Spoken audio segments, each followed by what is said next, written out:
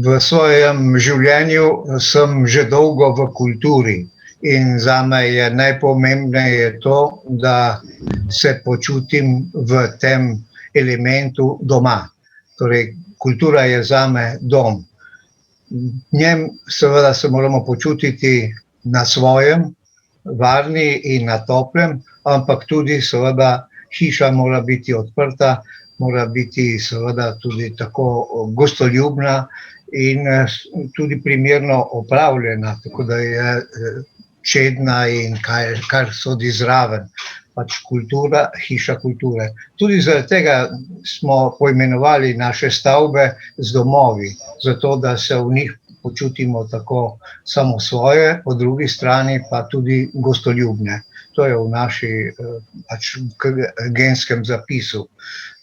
Tako bi si želel seveda tudi, da bi kultura pronikala v vse pore našega življenja in očarala tudi našo soseščino, vse generacije zbrala skupaj in da bi se seveda dobro počutili in se gostili ob dobro obloženi mizi.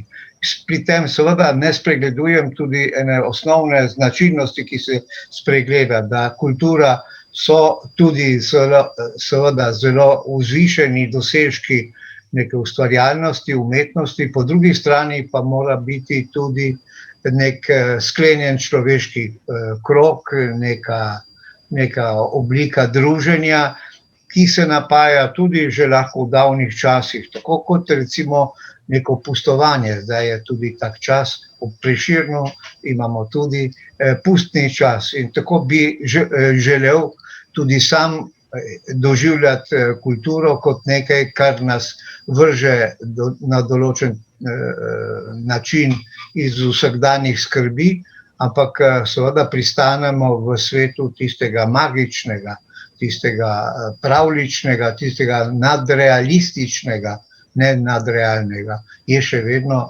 globoko v zemlji, v nekih magičnih energijah in tako mislim, da bi se morala napajati tudi naša društvena dejavnost. Kot predsednik ali pa kot stalno tudi vpleten v organizacijske oblike kulture, društvenega življenja, se mi zdi pomembno izpostaviti prav to, da gledamo, kar je vsakdanjega v kulturniški dejavnosti oziroma bolj bi rekel v kulturniškem življenju kot takem.